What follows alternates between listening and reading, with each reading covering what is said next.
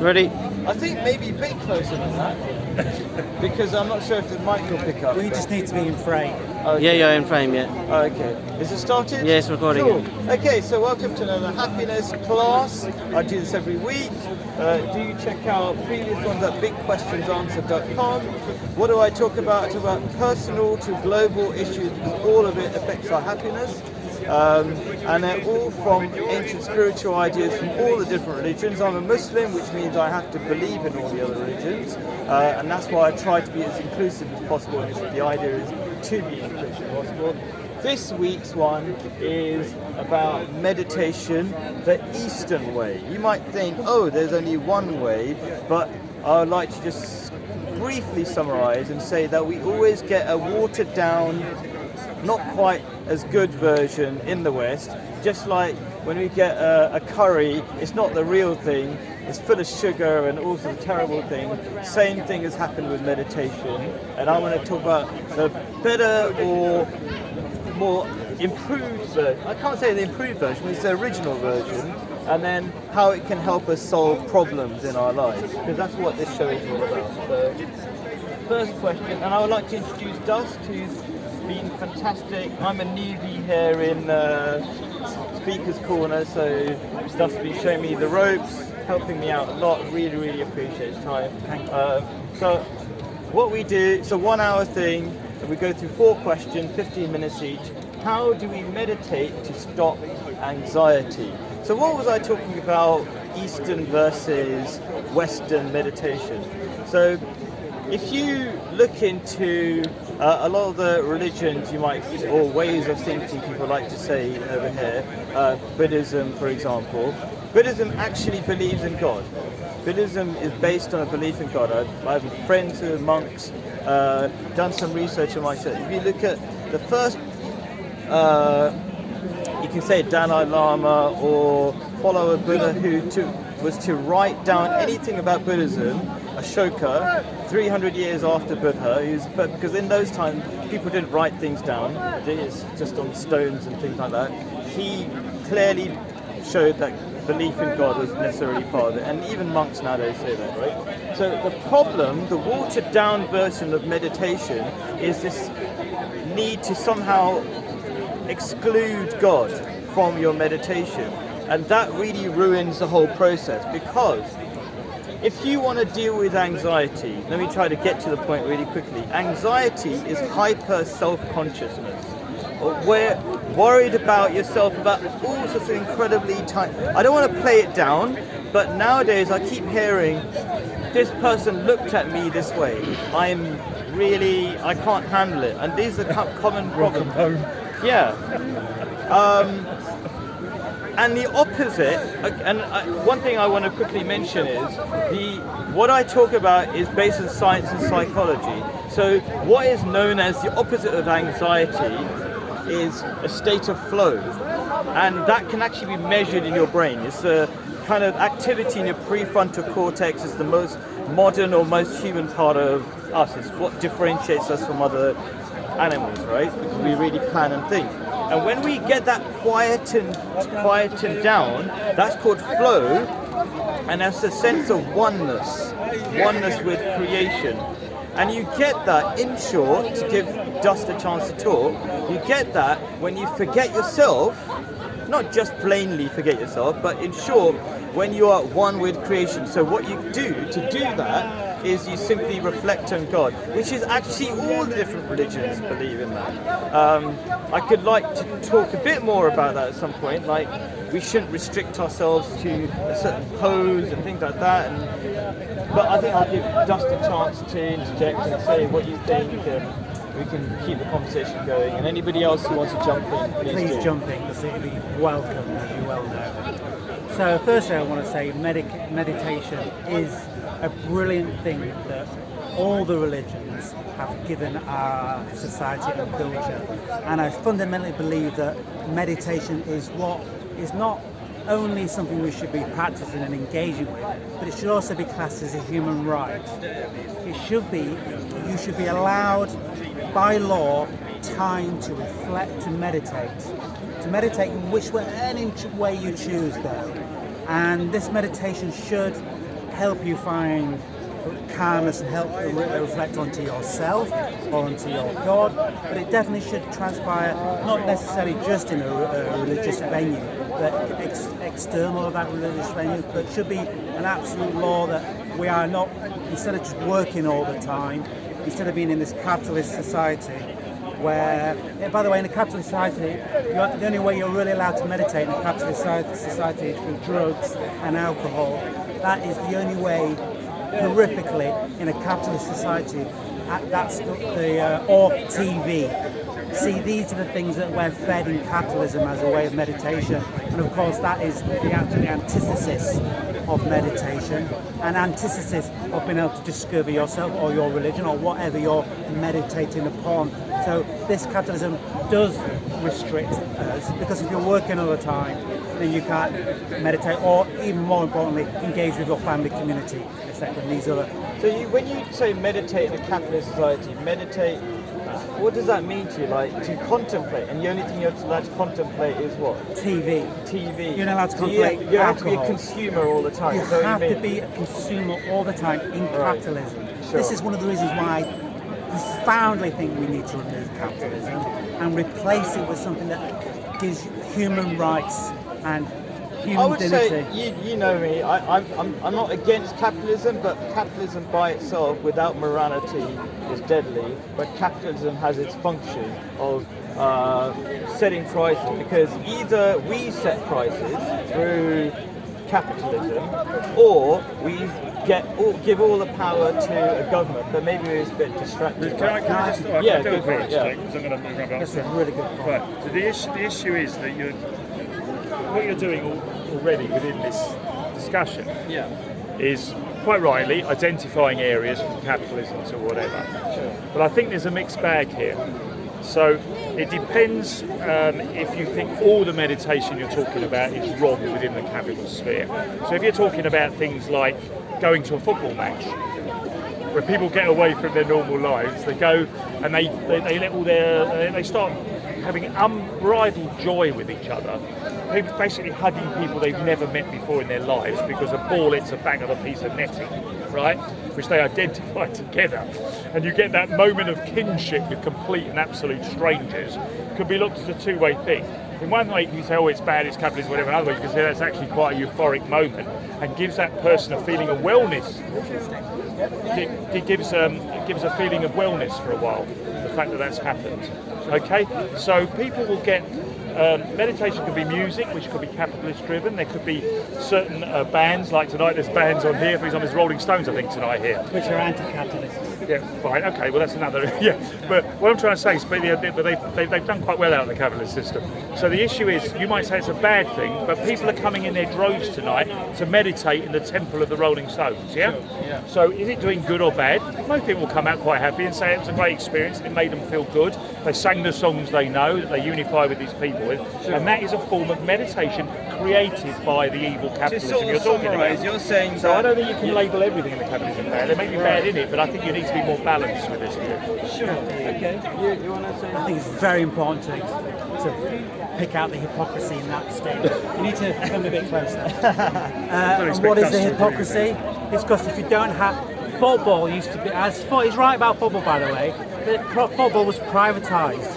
Now, tickets are so high that the only way you can indulge in that That's meditation... the bad side of it, I get that. The bad side. Some people are getting a good side of that. A bad side you ignored, and the people... I just said there was a bad side. And a bad side, which means that only a few people get rich from your meditation, where it used to be football, the tickets were cheap, and then you could rightly go to your football match as a supporter, and instead of your football club buying players for £20 billion, what they do, they were encouraged to support their local community and the football in that local community. I could go tomorrow and buy the Led Zeppelin 4 album, the And 1970s, and the have a nice music. meditation with that. So if you But I basically... pay the capitalist system, because those men got a benefit from the capitalist system. No, that's to create enterprise. But there's one more point. Basically, the point is, if you don't have money and you're not entitled to meditation, well, and that is clearly never used to be the case, and clearly has now become the case And that includes, if you don't have the money, you can't know entitled to health or education. I mean, this expands out to everything, not just medication. Sure, okay, so this is a really interesting point. Get meditation, but I want to start off by saying I'm not against capitalism like I started off, but there was an interesting point saying, let's start with your point, right? So football, interesting idea of meditation, and I do agree that to some extent what we want to do, the point of this is how do you get away from anxiety, and what you need to do that is get away from being at the center of your world all the time. You want to get to a level of oneness, and you get to some degree of oneness through this, what I would call tribalism, where you become at one with your community, but kind of the bad thing about it is you're kind of against another community, but also when your team loses, all that meditation goes down the toilet. That's the risk of it. That's what I'm trying to say. That's the risk of it. Okay, sure. That's the balance. He's saying Sure. I think what your point was is like, There's good don't and bad. hate on capitalism. There's good and bad. There's alternative. Some of the capitalism has made something come out very euphoric. Yeah. I've met people who have been really low ebbs of their lives, who've come out of a football stadium. You think this is mad. Yeah. Their team has won the FA Cup. They're joyous for 2 days. Do you know what? I'd say it's done them some good for a couple of days. Okay, sure. To do with capitalism. But that's a form of, of course it is, because they had to pay the capitalist system. Let me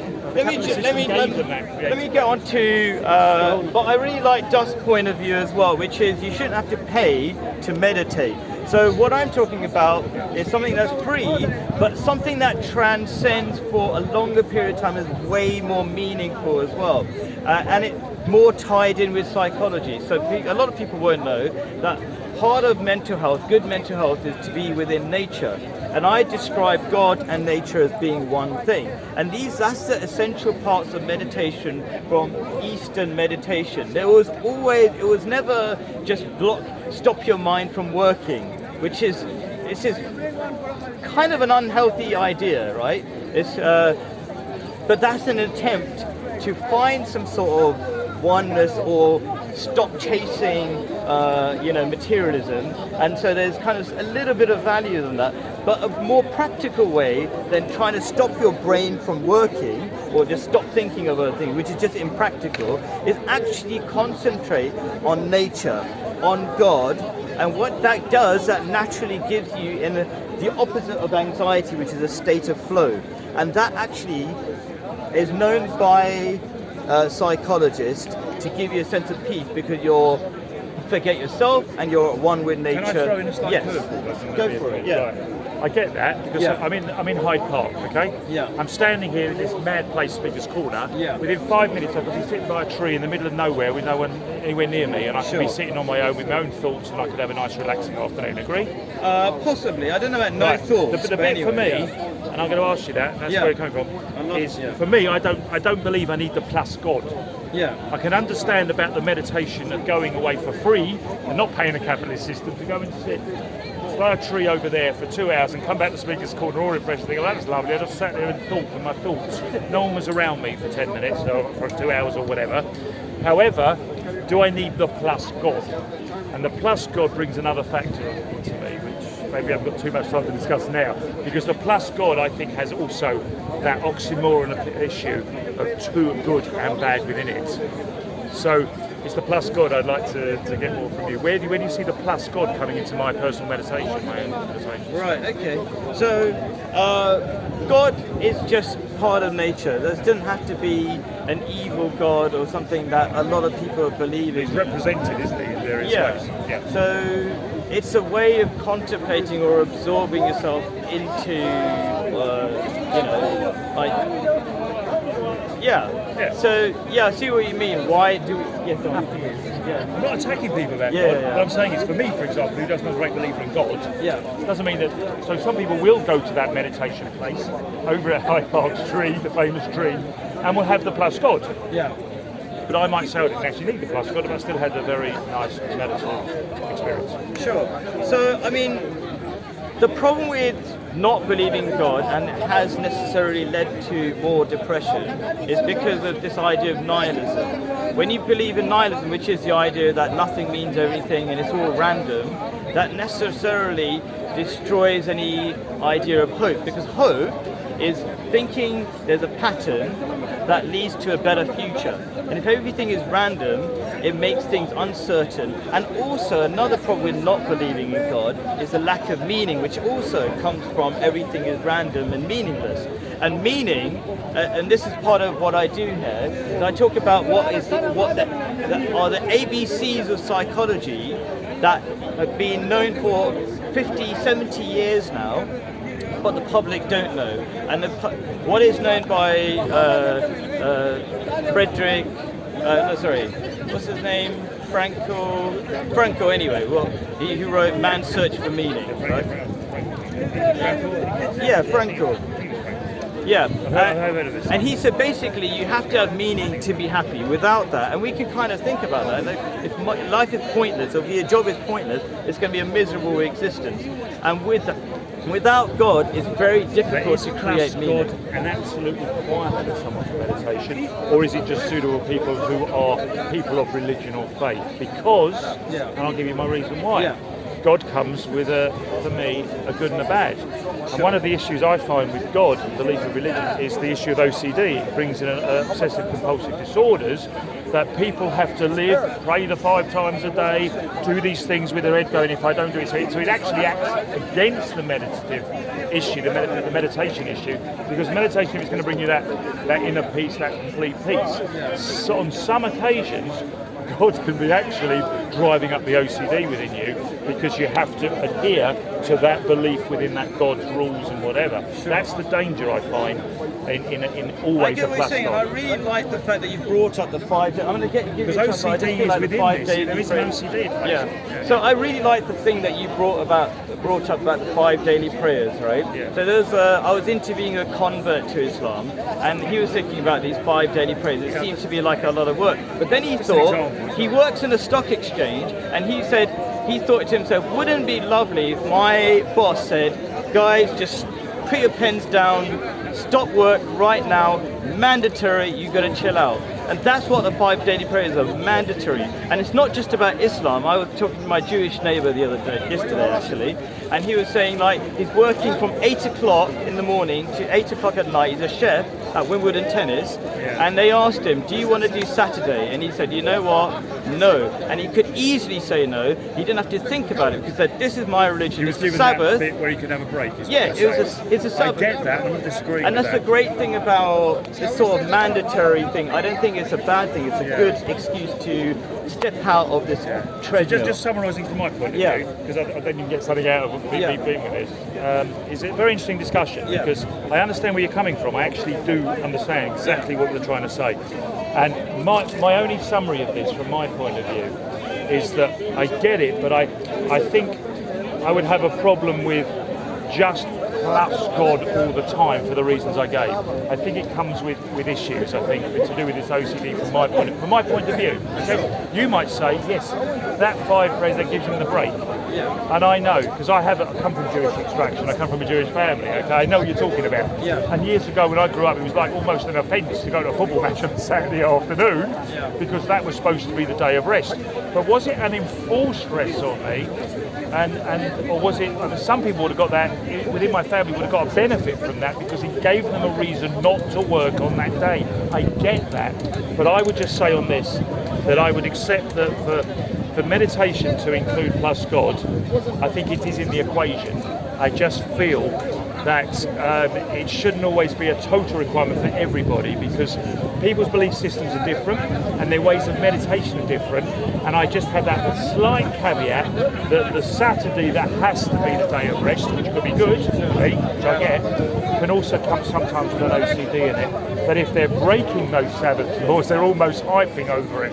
I've seen people who are literally hyping because they realise they're breaking those laws, so it acts against what the meditation is about. I get what you're saying. Okay. I just want to give Dust a chance. Just stick around for 1 minute, and then I'm going to... Yeah, I agree. I totally get what you're saying. First, I had to say, what a great example of a speaker here at Speaker's Corner. Article himself not with just abuse or accusations, but actually genuinely engaging with the people in front of you. I hope we can all learn from this gentleman. So now I want to pick him apart. That's fine. Firstly, he made the statement that it's free to go and sit in the park and meditate. That is not true whatsoever. Unfortunately, this park, it costs money to make the park, it costs money to police the park, maintain the park, and not only that, it costs money and thought and politics to maintain the environment around the park, so that we can all feel like we can engage in said environment. So it's not free, it does cost, but we don't pay money. Again, it's a cashless transaction in a cashless society that I would envision in the world. And a great example of it is that. So I just like, the point of view I'm going to come from is how a government would allow meditation to happen. I've already given an example.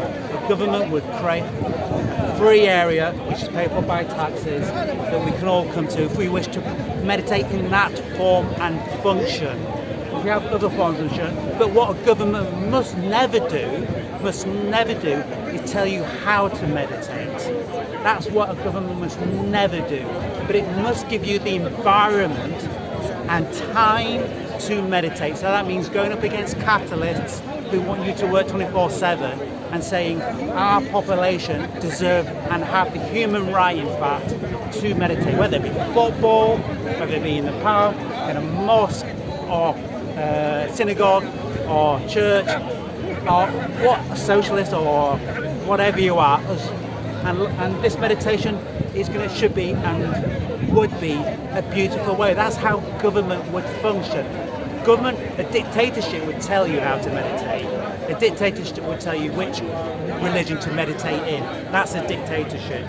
My last point on nihilism is that if the meditation isn't working for you and it isn't making you reflect about yourself and other people's gods and religions, and you're not coming away with more enlightenment in the positive rather than just hoping for the negative, then that's where I would say meditation has failed. Can I? Yeah, sorry. I mean, I want to quickly respond to some really. Can I just come back to dust for a second? I'll give you. While it's in my head. Okay, go on. And then I'll listen. Yeah. And I'll, right. Thank you for agreeing with everything I just said before, because your statement you just stated is the fact that yes, the capitalist system created this park. No, the government. It's a plus point though, because that's plus point bit of the government. Well, I call it government then. Let's go with your one. Let's call it government, which is exactly what it is. Hang on, the government created the park for me now to go and sit by the tree and have a meditation. So that's a good aspect out of something that the government has done. So you could argue, yes, I get it, that you needed a capitalist system, it needed a government system, but it still provided me that open space. So that's my point. My point is there's good and bad in this, and that's the good bit of it. What a capitalist would do was charge you to come in. But I want to make it That's stay what on capitalist. meditation, though. That's what it did. Yeah. So I had to come back to him on that. So, you know what? When you were saying, like, do you have to believe in God? And it just reminded me, my purpose wasn't to force people to believe in God to meditate, but I was going to say, if you really want to get the value out of meditation, focus on nature. Yes. Contemplate. And the value of the breathing technique, which you might have like just focus on your breathing, what that does, it focuses you on your inner universe, which is also part of nature. Yeah. So if you can focus on those things, you don't have to make an effort not to think, which is a really crazy idea. Like, for example, if I said, don't think about cats. You're going to just think about cats, yes. Right? So what you do is you don't tell people not to think about something. Psychology. Yeah, it's the wrong approach. What you do is you get them into a flow state, which I'm going to get back to this. According to psychologists, flow state is the opposite of anxiety. How do you get to a flow state? You really focus on something that is really meaningful in your life. And nature, I want to talk about nature, is known by psychologists as to be good for your mental health. So focus on nature. In your inner nature, if you start breathing slowly and just contemplate on your heart beating and being grateful for that, that really would help with anxiety. As I said, I accept that point. Yes. I do. I think we're because agreeing. I just we wanna agree clarify. with that one caveat, which Yeah. I will put in, is that the aspect of God for me has a dual. Some good it's done people, but it's also it brings anxiety itself. But I That's just where I'm want to coming find it while you're here. Yeah. Basically, what you're saying is because a lot of people had a bad experience with God, Yeah, right? I haven't. Right? And maybe that's why you want to throw in this caveat or whatever. Everyone does this to me as Right. speakers. It says, a lot of religious people go, I'm I've had just a bad saying, experience. but why- I genuinely haven't. Okay, that's it's great. It's just as I've travelled the world, Yeah. I'm not going to bore you now. Yeah. I've travelled the world, I've been dust dirty before. I've travelled the world a lot. I'm very lucky, I'm a real travel person. Yeah. I've travelled to all different religious centres of the world, whatever, and I'm just not convinced that the actual supreme being is there. I Sure. believe in nature, I can see nature and Yeah. all sort of things. So don't get me wrong, Yeah. but no, I will clarify. I'll hang my. I've not had a bad experience. That's good. That's with great. religion. I'm great. That's not But a I'm problem. just thinking I come from a fairly why- secular family, but I was brought. I can read Hebrew. I Yeah. was brought up in a Jewish family, but I wasn't like pushed like this. It was like it was just part of my life, and it was okay. And I got no bad experiences saying that I had a Jewish upbringing. Sure. Do you get me? The reason there why I are said people that have. I can Yeah, imagine. yeah. Not with me. And that's that's not why- the reason why I don't. Fair enough. People do say this to me, but I qualify. So just I'm not to obsessed kind with of try to summarise, to move on to a second Yeah. question, which is great your in your involvement and really helped me explain things better. People should know that psychologists, including atheist psychologists, say religion is good for you for so many of these reasons because it gives meaning, direction, hope that there's something that's taking care of you and all these things. So God is not a bad idea, but it can be misused by, I would describe, politicians who And use it can be a to source of anxiety. Yeah, Thanks for exactly. that. I'm going to Thank leave you now. you very I've enjoyed much. it. Yeah, you've got more than 10 minutes. All right? Again, we'd like to thank you for how a proper What's your name, speaker. by the way? Would you mind if it be like a featuring, whatever your name? What's your name? Ian. Ian. Everyone knows me, please. What's Ian? That's fine. Yeah. So I'm Ian Toasty. That's fine. Ian I mean, I've known Gus for a very long time. So. Great. No, I actually enjoyed that discussion. It was a good discussion. Thank you. It was really interesting. And that is a great example of someone presenting and articulating in a wholesome, engaged way. We all can learn when we come here, whoever you are. Feel free to stick around come for here. next one. Yeah, no, I'm Be like this conversation. I'll be all afternoon, so I'll come back. Not Thank you very much for the nice. opportunity. All right, you. enjoyed it. Good conversation. Okay, so the next one is, we're trying to stick to 15 minutes. I bet we've done about 20 minutes. 27. 20. 27. 27, all right. Anyway, let's just see how it goes, right? But we're dynamic. We're being dynamic. Okay, dynamic duo, here we go. Dynamic duo. That's it. Do like that. All right, so is happiness in the mind? And I'm going to say not just in the mind. That's a dangerous place to go.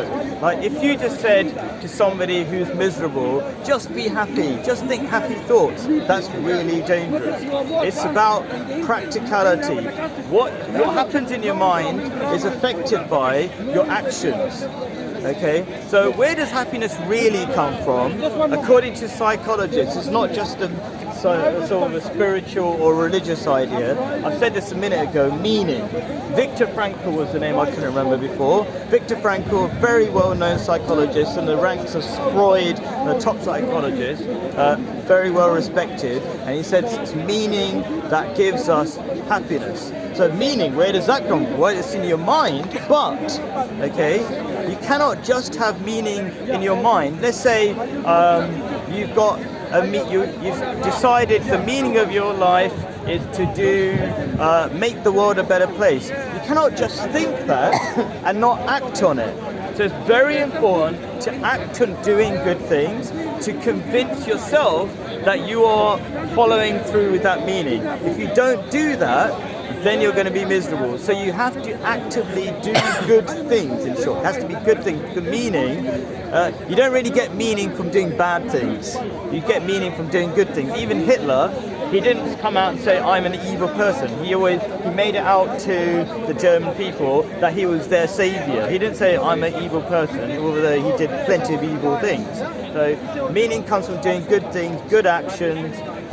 In short, and I do miss this thing out. All the things I'm saying are based on Islam, and you could say in a wider sense of generally religion. So, a short tip before I let Just jump in a sentence.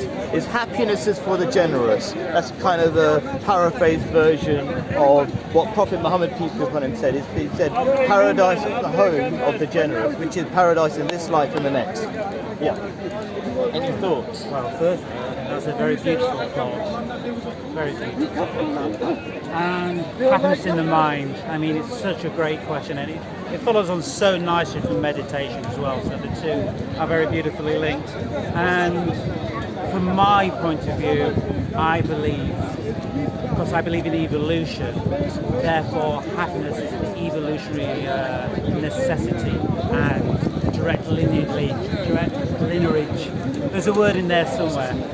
And what does this mean? It means we are biologically programmed to seek happiness. And in that happiness lies connection with our family and our community, and staying together originally as a little group of people, and then expanding upon that into a city or a town or whatever expression that eventually transpires.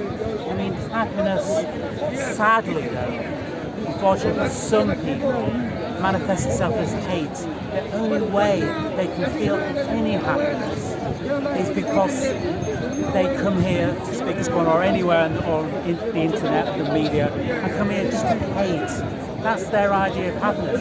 But that was not, by the way, an evolutionary development. That now comes down to education, where an individual was educated to only understand people. I mean, if you come to speak to someone, you can meet people that only can see reality through the prism of their education, and their education was everything is hate unless it's there to do with their education. That means it excludes all other thoughts and ideas and narratives. So unfortunately, some people are educated to find happiness in hate. This obviously I stand against.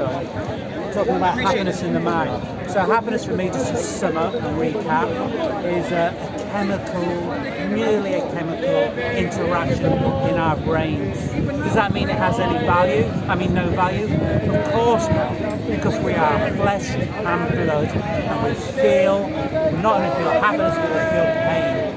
And this is for me, the very bedrock of how law and understanding of relationships happens. And we should always pursue happiness where the end result is community and family grow, no matter your community and no matter your traditions. Come together, talk and feel happiness and sharing each other's ideas. Doesn't mean converting, doesn't mean having to accept it or dictatorship over it. It just simply means go around to a party, sit down over a table of different ideas, philosophies, and merely communicate, and happiness will transpire, even though it might be stressful. But stress is not negative. That's a really interesting point you made about a lot of people find joy through being anti-something, which is unfortunate, and that only gives you temporary joy. So I mentioned earlier on that Viktor Frankl said you find happiness through meaning. You cannot really find long-term meaning from just hate and disunity. Yeah? Because there's not much value in that, because deep down you're going to think, you know what?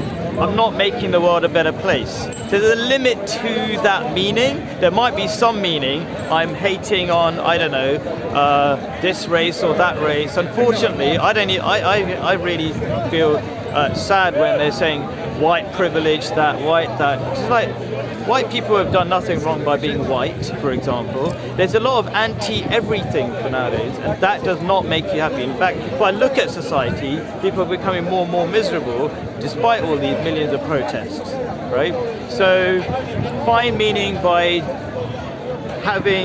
doing good things. But it's not just in your mind. You start with an idea, but you have to act on those things. Otherwise, there is no meaning in it. It's just a plain, empty thought. And you know it deep down. You can't trick your conscience. And again, your conscience is not just a religious idea. It's an idea accepted by psychologists. In fact, Viktor Frankl says, if you want to find meaning, all you have to do is listen carefully to your conscience. And some people might have this idea that, oh, your conscience might tell you to do bad things. Amazingly, there's a general, there's this, basically, Viktor Frankl wouldn't have said that if he believed that people's conscience would tell them to do bad things. Is it possible for a conscience to be like too strict, like the superego kind of? Because some people are. Can you repeat it, please? It's quiet. Oh, sorry. Is it possible for the conscience to be too strict and that blocks your ability to pursue what makes you happy, like a superego, or is that something different? I find that very interesting. So I would say I am very strict on myself. So the Quran gives you, and there are very similar things in the Bible as well. So in the Bible, so I'll start with the Quran. The Quran says, if you fear meeting your God on the day of judgment, you will have happiness or paradise in this life and the next. Okay, that's a paraphrase. It uses the word God as a metaphor for paradise. But anyway, and in the Bible it says something similar. Fear of God is the root of all wisdom. Okay, and this strictness actually makes you happy. So this is my experience, and I find myself, without gloating or anything, I find myself far happier than most people. And the reason is that every single action I take, I do it with the thought, not like whether Dust agrees or you agree, but I'm listening to my conscience, and God is watching my conscience. Am I doing this minute thing because for the right reason or not? And every time I do things for the right reason, it progresses me. It makes me do better, make better choices naturally. Because what does God say? God doesn't need anything from us. Only wants us to be good, right? So if every action you take is positive, then it makes you happier. Right, but it's also, I think it's important. I think maybe kind of a subtle sort of feeling behind that question is that is God a good God, basically? Because if God is a kind God and wants you to win, then there's no sense of fear of, is God going to strike me down in 1 second? Because just a description of just a mini story maybe, and I'll try to whiz through it. There's Prophet Muhammad, peace be upon him, said there was a man, it's a metaphorical story, who killed 99 people. Okay, and that man was a bit regretful, a bit worried because he thought he was going to die soon. He said, you know what can I do about it? So he went to a wise man or a spiritual man, and he said, I've killed 99 people, what can I do about it? And that spiritual man said, nothing. And he said, all right, if there's nothing I can do, I'll kill you as well. And he killed 100 people, right? So he went to the 101 he went to another person, and he asked the same question. He said, you know what, if you want to do better for yourself, if you want to go to heaven, just leave this evil town and get to the good town. And he was walking towards the good town, but on the way he died. And so God said, to the angels who were disputing, because he was kind of halfway between, this is metaphorical, between the good town and the bad town, God said, the angels weren't sure what to do. And God said, just measure the distance. And God reduced the distance from the good town and increased the distance from the bad town. Basically, it was an excuse. God is always willing to forgive. That's how he's described in the Quran. Every chapter is God is the most kind and ever merciful. It's a beautiful story. That was really well put. It was very nice to hear your perspective. Thank you. Yes. Thank you for contributing, by the way. I'd like to respond to that. Yeah. I think I'm not sure if I really got the metaphor of that story, so obviously interject if I'm off path. But I think fundamentally that we should have laws for anybody who commit a crime, and whether there's a God or not shouldn't be a question when someone has committed a heinous crime in a community, and it should be dealt with accordingly, which is what, of course, we have. But I believe that laws like that should transcend someone's religion, meaning that that law protects all people of all religions. So it's a metaphorical story, really. It's the idea of, can you ever come back? If you've done millions of bad things, can you ever come back from it? Therefore, how should our prisons function? I think there are certain crimes that are terrible and need to be dealt with accordingly, but a lot of crimes, our prisons should be universities. Our prisons should be the best universities in human history.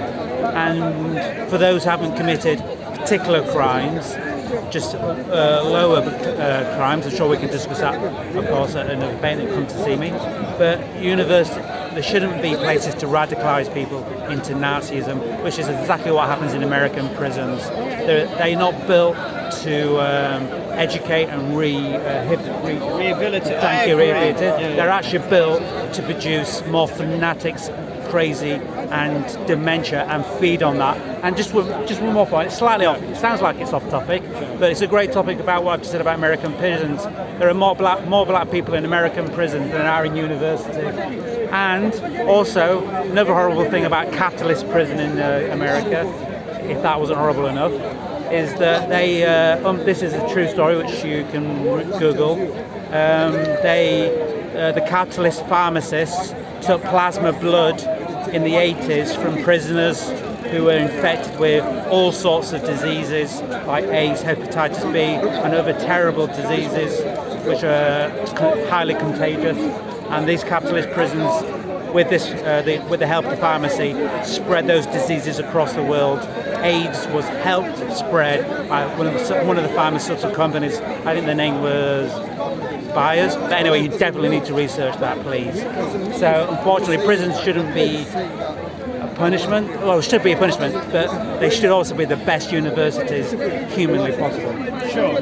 So, happiness. So I want to try, because we're kind of behind schedule, as it were, I'm going to try to wrap up, and I would love to get any involvement, if you like, from the viewers here. So happiness is not just in the mind, and the big thing I want to kind of correct about what's in modern New Age spirituality, which is not from religion, is this idea of living in the now. This idea that you can just forget everything.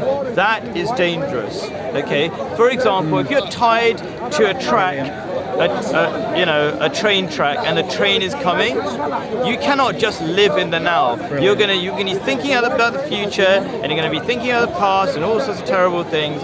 You cannot ignore that. So if you practically want happiness, it is true that you can find happiness by thinking, let's say, not just positive thoughts, but meaningful thoughts. But you have to act on those things to improve your life. It's not just in your mind. This action is absolutely essential. I just want to say, wow, what a great statement regarding this topic that was. Living in the now is one of the most dangerous, it's one of the most dangerous thoughts we can have, because of how you've perfectly described that. And it has, unfortunately, it just means people won't research history, won't meditate, won't discover more about their own childhood and how that affects them, how religion has been positive but also negative about them and their personal self. All these things we do need to meditate on, and living in the now just excludes you learning these great tools that would be needed. Obviously, this is quite a complex thing that you have brought up, but hopefully we can talk about that maybe next week or some other day. Yeah, sure. I mean, two small things before I forget.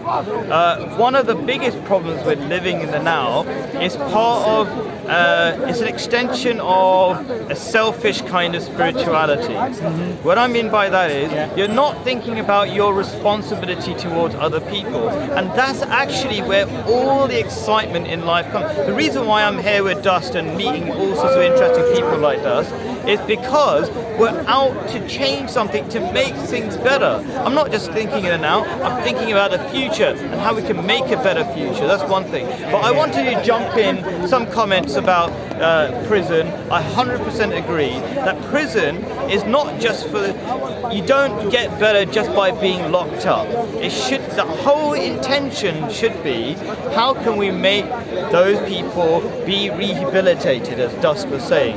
Okay. Now, Prophet Muhammad gave all sorts of excuses to get people out of incarceration or prison. For example, if somebody had murdered somebody, there's no value in just imprisoning them.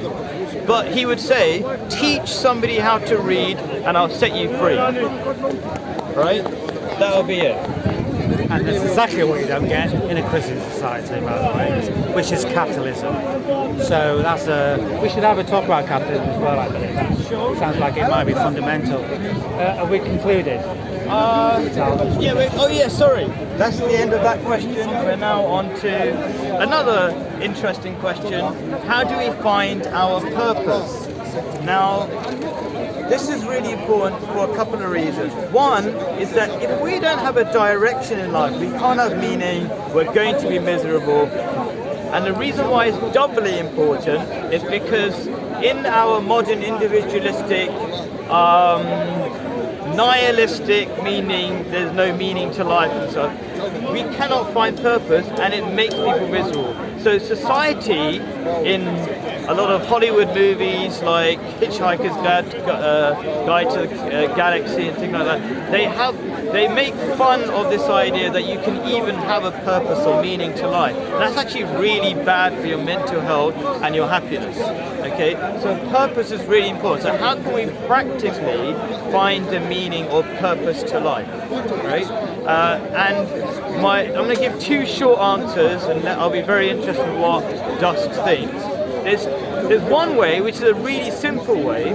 What religious texts do, especially I can really say based on the Quran, but most accurately, in those texts you will hear impossible things that could not be known at that time. For example, how the Big Bang or the growth of the embryo within a human being. I've discussed this on YouTube and with other people before who are atheists or agnostic, and they've got no possible way of explaining how those things are in the Quran. Now, why is it important to have those things in the Quran? Because one, it puts these amazing things in the Quran that for you to realize that the author is God. And then it tells you what the purpose of your life is, which is to be at one with God. What does that mean, one with God? God doesn't need anything from you. God just wants you to be a good person. And that actually ties in perfectly with what psychology tells you. If you want to be at peace, you want to be out of a state of anxiety, you need to get to a state of flow. And how do you get to a state of flow?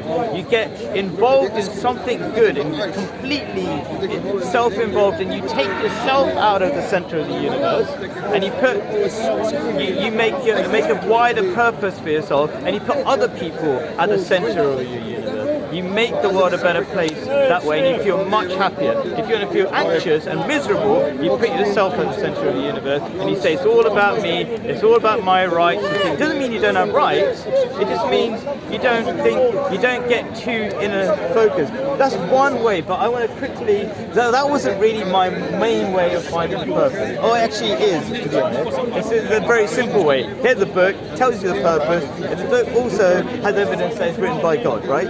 But a more practical way that everybody has, that is constantly telling them about their purpose, is that when you do, sorry, I'm shouting.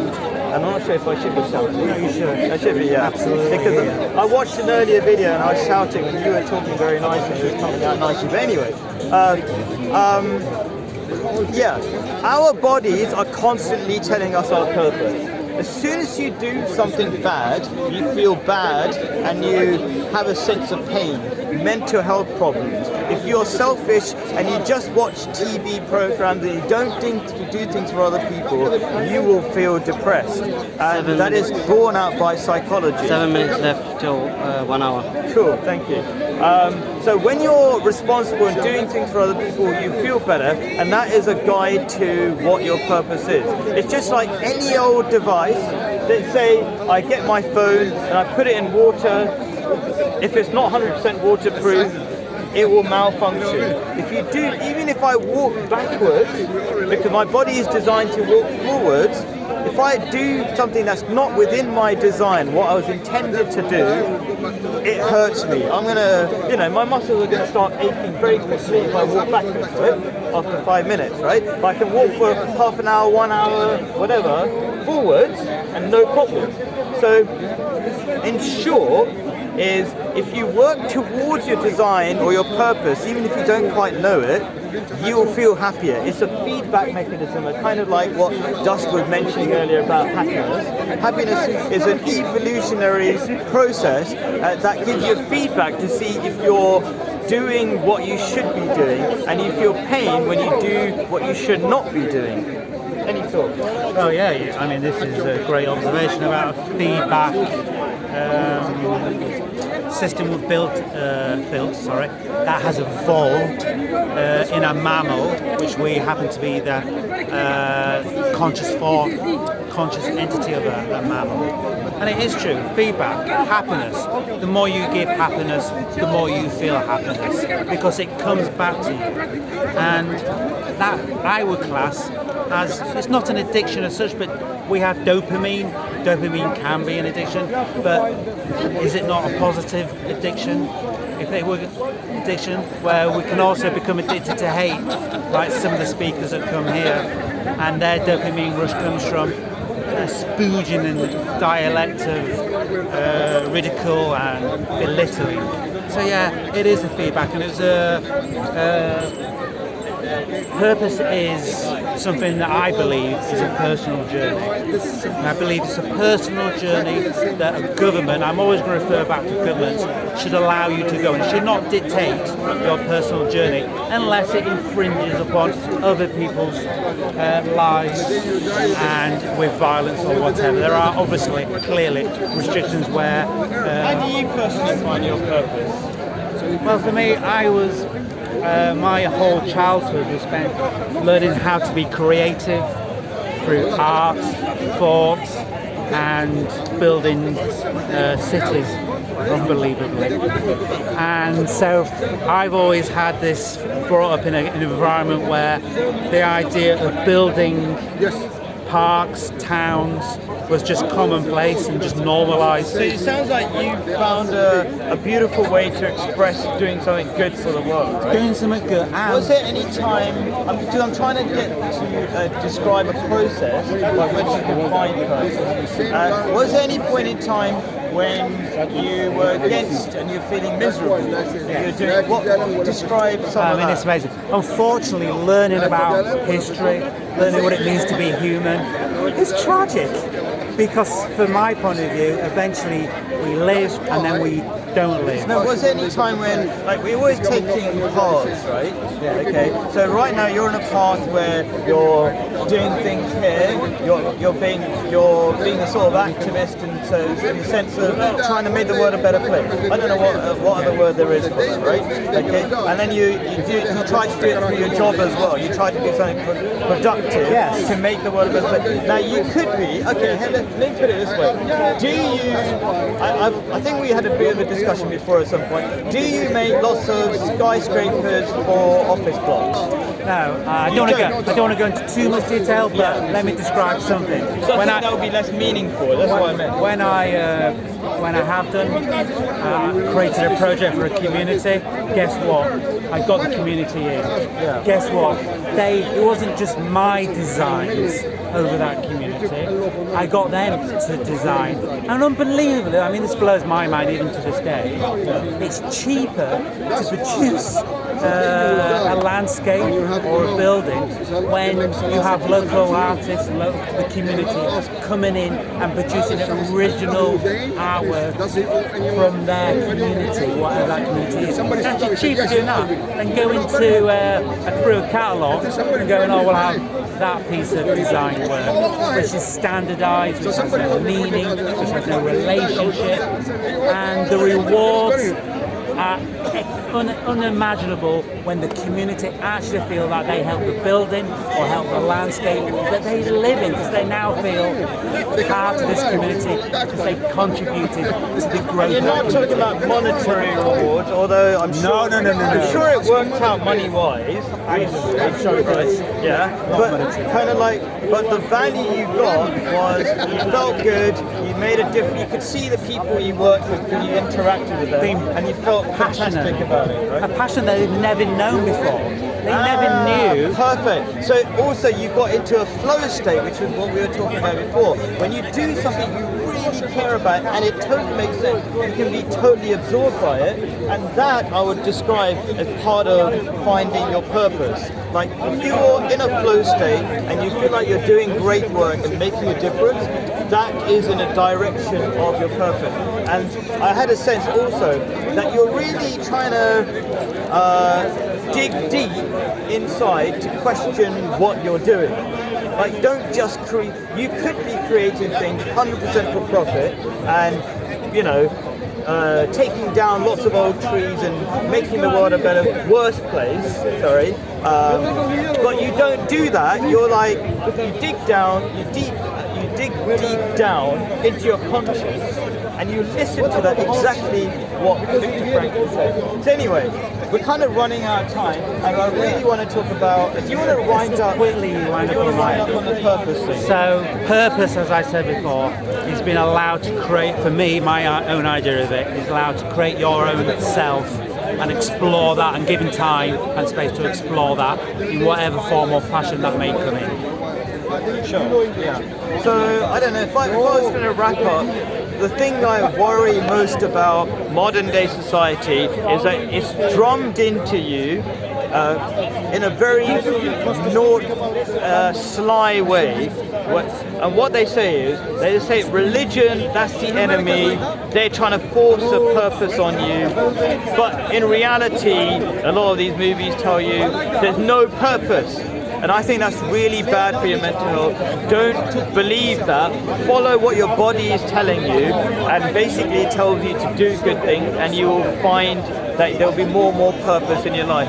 But if you want, I would say, a very precise definition of what your purpose should be, it has to be something so important that it goes beyond life, as it were. Like if your purpose was just to collect money, okay, then when you die, you don't get to take it anywhere, and there's a very limited sense of that purpose. So if here's an idea for your purpose, to become infinitely good, then this life is just one stage of that process, and you get to another life and another life maybe. Anyway, so that's just an idea, and that's what you get from religion, and that gives that makes you it really helps you in life, basically, because if you feel like this life is not the end and you're living towards a greater purpose and something more meaningful, it can really be practical in making you make better choices and feel more excited about life every day.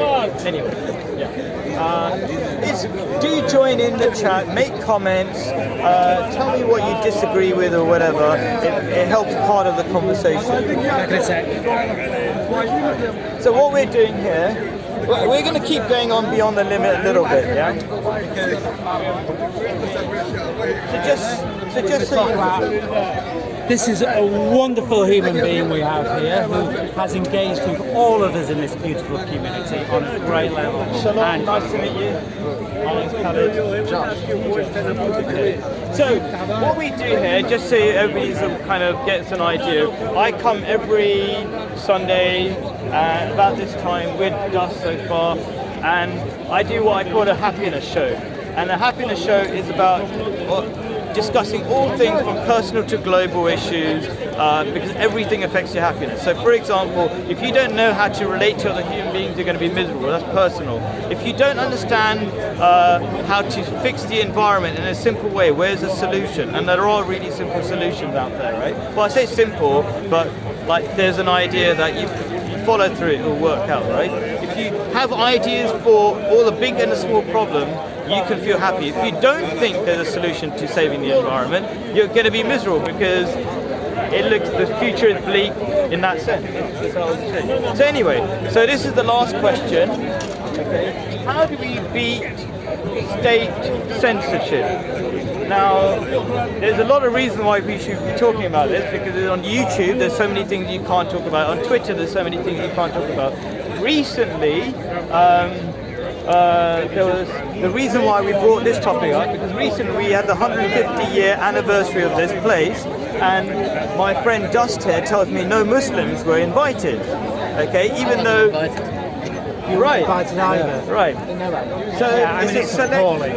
Yeah. So even though I would say a large majority of the people here are Muslims anyway, why would they not be invited? It's a bit weird. Okay, so there's censorship in all sorts of ways, right? How do we overcome that?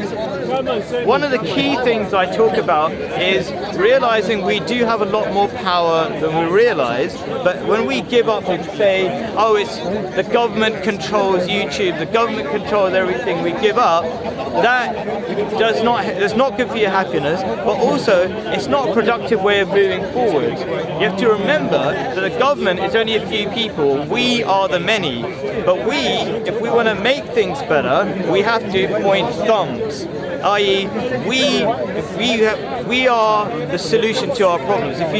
What's the phrase? I can't remember now. Yeah. So my short version is, how do we overcome state censorship? First of all, we take responsibility and know that we can't talk to each other directly, and the few people who are controlling the different kinds of media, okay, it's our fault for just sitting back and doing nothing, for allowing it. Well, we have got to do something. And the short answer is that the truth destroys falsehood easily. Yes, right. You don't need people to censor bad beliefs, right? About a year or so ago, there was a thing on Amazon where they were no longer going to allow the sale of Hitler's book, Mein Kampf, right? Now, it's a stupid book. If you read it, you'll see it's the rantings of a deranged person. But what you'll also realise is that it's very easy to refute. So why do we need people to censor and to make the decisions for us as to what we can and cannot be trusted to read? They think we're that stupid. Now, I know that there are people who are that stupid, because there are people who believe this nonsense. But the more material out there is for people to critically think, right, between the right and the wrong, the better society will have. Right? No topic should be off limits. I want to say thank you. We've known each other for years, and I can say this man, I want to understand the Jewish faith is the go-to here at the park. Lovely guy, lovely young man. And all of us in this community here share in that sentiment. You're right. I mean, the Mein Kampf, as I can barely say, should not be censored. But I do believe fundamentally we do need to have a space of education about where it came from.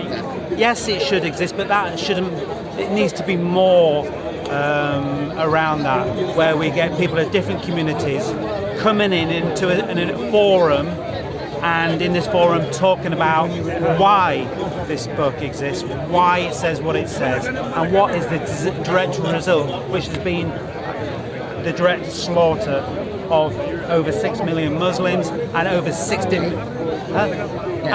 million Christians were murdered in an endless war which the Catholic leadership ensued upon the people in Europe. So we need to have that, and we always must never be afraid of asking hard questions and be censored over hard questions or abuse, even when they abuse you or me, because we're asking hard questions. I think one of the reasons why the state are able to censor us is exactly because we've given up and we're too selfish. Okay, why are we too selfish? Now, I do a tea party, I do a public tea party, and very few people turn up because they don't see the value of sitting. I don't want to be too negative, because I think it's hard to change a culture, but we've been so obsessed with just consuming and doing things to make ourselves happy, that we don't focus on what we don't value is having great conversations with individuals. And when we don't do that, then what we have in between is YouTube, which is controlled by, government, or we have all these other digital media that the government can control. So we have to get to know our neighbours if we want to make things better. Okay? And if we ignore our neighbours, we're going to also not just suffer from state-sponsored censorship, we're also going to suffer from loneliness and 100 other problems. And we're going to still be addicted to material things because we haven't worked on an alternative. And that's what we need to work on.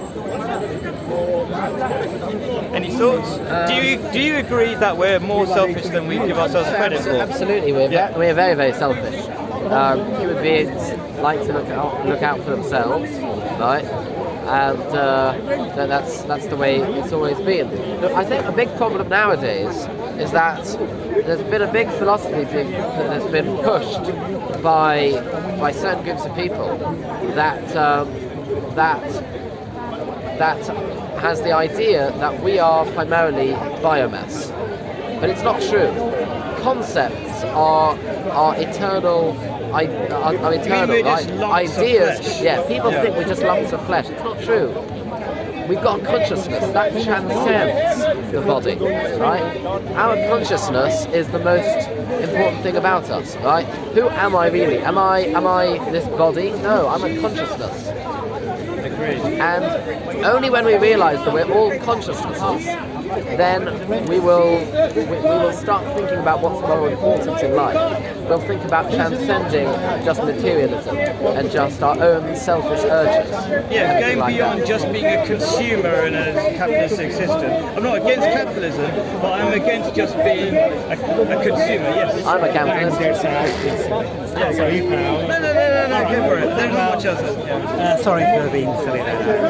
I was just saying I'm definitely against capitalism. And a society does not need capitalism to function or to develop or enterprising. Let's not forget capitalism helped fund the Nazis. Well, that's probably another discussion for another time, but we definitely should have that discussion. Henry Ford, go and Google Henry Ford and what his activities were, by the way. So more selfish. I just want to contest that sentiment. I'm not saying you're wrong by saying what you just said, gentlemen, but I believe that to be this mindful, this person of greater understanding does require education and freedom to be educated and find a space of education. And if we don't let your people or our people or whoever your people are this freedom to explore themselves, then there's only one, and we force them into a world of austerity and poverty, there is only one logical conclusion, which is baseless capitalism and individualism. But I disagree with you. Good. Okay. So I disagree that we are unable to talk to our neighbours, talk to our communities. We're not, the people that in my neighbourhood, we're not too poor. We're not so poor that we're so hungry that the only thing we can do is find food, and that's the only thing we're thinking about. We've got plenty of money. We're not like filthy rich or something, but we've got enough money to get Netflix and all the other streaming video systems. And instead of talking to neighbours and talking to each other and communicating directly to circumvent these systems that the governments have got in control of, we need to start talking to each other, basically. And so I don't think we should give excuses to not do that or say that we don't have the power. We do have the power. And since we think we don't have the power, that's when we lose. Yeah, I mean, it's very true. The problems with internet and television are very, very real. They have consumed a huge amount of human time and energy, and it's extremely damaging. And there are some communities that there's a big emphasis on not having easy internet access and having no televisions in the home. It's a much better way to bring up your children. It's a much better way to have a community, right, where people are not just watching whatever it is they're watching all day. Like, what's the point? What's the point? Well, what are you achieving in that time? So, yes, sorry, my language wasn't as accurate as it should be. When I say poor and poverty, I'm not referring to money. I'm referring to the environment that we live in and what that environment offers you as a human being and the resource. But I think, yes, the internet can be a terrible thing, but again, with a proper education of how we interact with the internet and how we interact with each other and what our responsibilities are, both morally and ethically, and what is regarded as good and bad, as in a form of communication, not what's being communicated. That is a discussion for another time. But that's what I meant by poverty and the poverty environment. To have a world where we can sit around and talk to each other like now, we need a media that doesn't pick on one group because they look a certain way or say a certain religion, believe in a certain religion. So it's not just about the community. I'm not saying that what you're saying and doing isn't brilliant and wonderful, but it is in an environment where the Muslims in Europe are targeted and condemned. That diminishes the ability for us to be able to sit around the dinner table or a picnic table or whatever environment we make. It diminishes that, and you're fighting that, and I hope we all are fighting that, because that's what I try to do. Thank you. So I want to kind of summarize, and I'll be very interested what you think about this, right? So I get my understanding from the religion in the wider sense, and because I know there's so many overlaps between like Islam and Judaism and things like that, so they're very similar ideas. And one idea that I think is really important to keep close is that from the verse of the Quran, it says that falsehood will vanish quickly and truth will overcome it, right? And we shouldn't give up hope or believe that we're always on the back foot. We should realize that falsehood can truth can easily destroy any falsehood. And an example of that, okay, if we communicate not just on social media but directly, is an example of the idea that Muslims and Jews are enemies. For example, so I've got a neighbor who's a Jewish guy. I went to a synagogue the other day, right? And we are incredibly close because we have so many principles that are so aligned, right? And so just having that discussion, and people who don't just watch the news, which is desperately trying to tell us that we're always at each other's throats, right? If we talk to people, we can dispel all this falsehood really easily. What do you think? I definitely think dialogue definitely helps to build cohesion between different groups of people. But I think the individual is in fact paramount, and it's much more important than the group of people. The group identity that you ascribe to is more important. Like what you're saying, the individual connections that you forge with people in your life.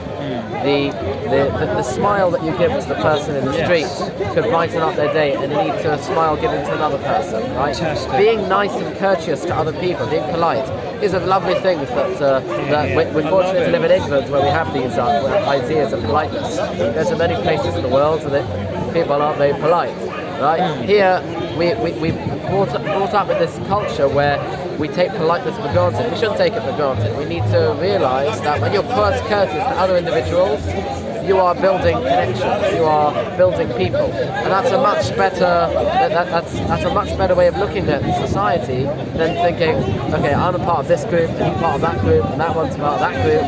No, the individual is the most important. Thank you. Can I just say a very important point? Right now we have this wonderful dialogue between three different ideas, right? And if you look over there, you'll see the worst that people try to turn religion into. They're trying to turn religion into a war, and that is exactly what's happening over there. A religious war. But a war, and the war is, actually I don't think it is a religious war, it's a war as who can hate the most. That's what they're playing right now. I don't think it is a religious war. It's there's a war, who can hate the most? And you're literally having it right there. Sorry. And what we're doing here is the antithesis, I believe, of what's going on there. If I could wrap up, because I really value everybody's time here, there's some beautiful things Josh said that I think are just so important. If we think we're going to save the world in one go, that's just craziness. But if we value the small things like smiling at each other, if we think small and work on these things, we make the world a better place one person at a time. That's how we can keep going forwards and how we can change the world, right? And I love that thing that Dush says, also to summarize, is that there are certain things like the crowd behind us. It's got a massive crowd where they're just being rude to each other, and they're gonna get 1 million views for whatever it is, right? And this, where we're trying to make the world a better place, you get quite a few less views. So how do we improve on that? How do we work on that? It's just that we try to improve our taste. We talk to each other directly because the YouTube algorithm kind of goes for the lowest common denominator, lowest kind of impulses of human beings. So we need to go beyond that, right? So don't just stick on YouTube, talk to your neighbors, and you'll learn so much more about each other, but also improve your taste so that the YouTube algorithm one day will opt to choose to give us better things to watch. Anyway, do you want to have the last word? Go on. Yeah, cool, we all agree. Do say something. No, I've got to be asked. I mean, he said some fantastic things. So thank you very much. Thank you to the people. Okay, thank you. Yeah. So thank you very much for watching. Please do comment in the video if you want to add to the discussion. I'm always responding. Very appreciate your time, Josh, and join us next week. Just